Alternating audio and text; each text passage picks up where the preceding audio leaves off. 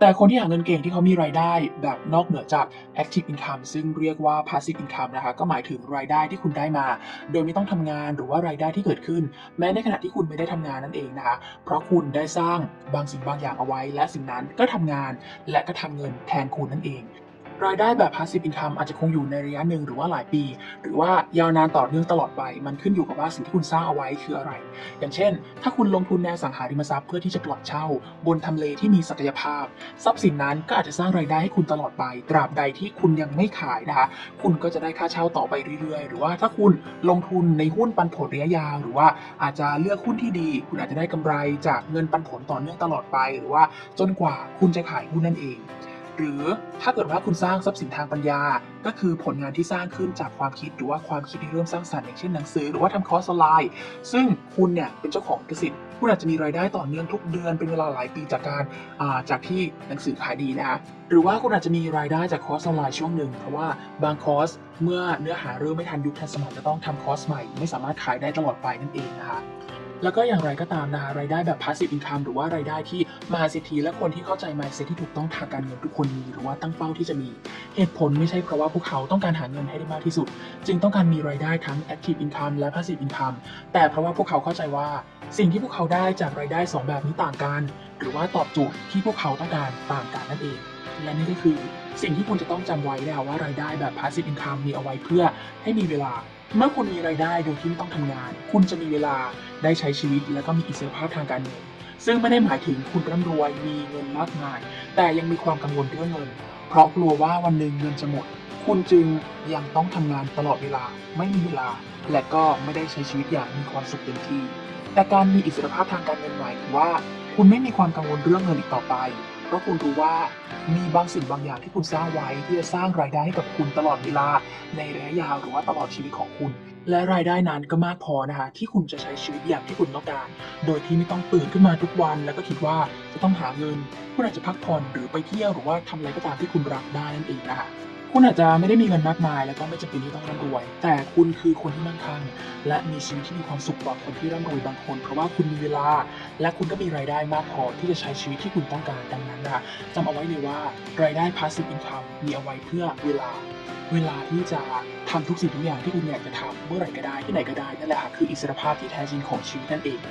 ส่วนรายได้แบบ active income นะคะก็มีไว้เพื่อ passion เมื่อคุณมี passive income มากพอที่จะใช้ชีวิตได้โดยที่ไม่ต้องกังวลเรื่องเงินแล้วคุณก็ย่อมที่จะมีเวลา และก็ว่างมากพอที่จะทำในสิ่งที่คุณรักสิ่งที่คุณอยากทำสิ่งที่คุณสนุกกับมันหรือว่าสิ่งที่ทำแล้วรู้สึกมีคุณค่ารู้สึกท้าทายรู้สึกว่าได้ลองประสบการณ์ใหม่ๆอะไรก็ตามนะคะที่คุณทำโดยที่ไม่ได้ตั้งเป้าที่จะทำเพื่อเงินแน่นอนค่ะคุณอยากได้เงินและก็ย่อมดีกว่าถ้าสิ่งที่คุณทำสามารถสร้างรายได้เพิ่มให้คุณอีกแต่เงินก็ไม่ใช่ทุกสิ่งทุกอย่างแพชชั่นต่างหากค่ะคือทุกสิ่งทุกอย่างเพราะว่ามันทำให้คุณมีความสุขนั่นเอง เชื่อว่าคุณเคยจินตนาการความรู้สึกในวันที่คุณทำบางสิ่งบางอย่างและคุณก็สนุกกับมันโดยที่ไม่ได้สนใจเรื่องเงินเพราะว่าคุณมีเงินมากพอนั่นแหละค่ะคือสิ่งที่คุณต้องการและยิ่งคุณไม่โฟกัสเรื่องเงินคุณก็จะยิ่งทำบางสิ่งบางอย่างได้อย่างยอดเยี่ยมยิ่งประสบความสำเร็จและคุณก็จะมี active income มากอย่างที่คุณคาดไม่ถึงไม่มีใครอยู่ได้โดยที่ไม่ต้องทำงานหรือว่าไม่ทำอะไรเลยนะคะแม้ว่าคนที่รวยที่สุดในโลกดังนั้นแม้ว่าคุณจะมี passive income มหาศาลแค่ไหน คุณก็จะยังต้องมี active income ก็คือเงินจากสิ่งที่ยอดเยี่ยมที่คุณไม่ได้ทำเพื่อเงินและเชื่อเถอะนะคะว่านั่นคือประสบการณ์ที่ดีที่สุดที่คุณอยากให้มันเกิดขึ้นในชีวิตแต่ก่อนอื่นเลยคุณจะต้องคิดอย่างคนที่เขามีอิสรภาพทางการเงินก่อนก็คือจงคิดว่าคุณจะต้องสร้างรายได้แบบ passive income ไม่ทางใดก็ทางหนึ่งให้มากพอที่จะใช้ชีวิตอย่างที่มีเวลาและก็มีอิสระและก็รายได้ active income ต้องมีไว้เพื่อ passion ก็คือมีเพื่อทำในสิ่งที่คุณมีความสุขนะคะ คุณจะไม่หา Active Income เพื่อเงิน คุณจะไม่ทำงานเพราะว่าคุณต้องการหาเงิน จะต้องตั้ง mindset แล้วก็ตั้งเป้าไว้แบบนี้ก่อนนะคะ แม้ว่าวันนี้มันยังเป็นไปไม่ได้ แต่คุณจะต้องทำให้มันเป็นไปได้ในอนาคตค่ะ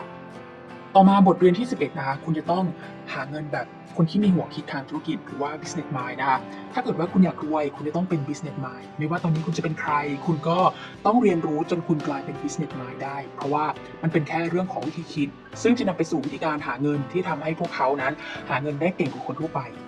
และแน่นอนนะคะว่าพวกเขามี mindset เรื่องเงินที่ดีมากพวกเขาคิดว่าเงินหาง่าย สามารถหาได้ตลอดเวลาและก็หาได้ทุกที่พวกเขาเป็นคนที่คิดบวกคิดใหญ่มองการไกลเป็นคนที่ชอบคิดชอบวางแผนเป็นคนที่ครีเอทีฟชอบคิดชอบสร้างสรรค์ไม่ชอบอยู่ในกรอบชอบลองอะไรใหม่ๆชอบความท้าทายอยากรู้อยากเห็นกระตือรือร้นกล้าลองกล้าเสี่ยงไม่ค่อยกลัวความผิดพลาดหรือว่าความล้มเหลวนั่นเองพวกเขาจะมีความเป็นตัวของตัวเองสูงชอบริเริ่มชอบเป็นผู้นำแต่ก็เป็นคนที่โอเพนไมล์นะครับเปิดรับสิ่งใหม่ชอบเรียนรู้จากผู้คนชอบหาแรงบันดาลใจBusiness Mind บางคนเนี่ยก็เป็นคนที่สร้างความสัมพันธ์กับผู้คนได้เก่งมากแต่บางคนก็จะเป็นคนที่ชอบเก็บตัวแล้วก็ใช้ความคิดอยู่คนเดียวหรือว่าเป็นคน introvert นั่นเองแต่ด้วยความที่พวกเขาเนี่ยเป็น Business Mind เมื่อที่ต้องร่วมงานกับคนอื่นหรือว่าจะต้องมีปฏิสัมพันธ์กับคนอื่นก็พวกเขาก็สามารถทำได้ดีเช่นกันและวิธีการหาเงินของพวกเขานะก็คือพวกเขาจะชอบลงทุนชอบทำธุรกิจชอบใช้ไอเดียชอบวางแผนแบบ long term profit นะก็คือเห็นภาพธุรกิจที่จะทำเงินแล้วก็ทำกำไรในระยะยาวแล้วก็คิดใหญ่นั่นเอง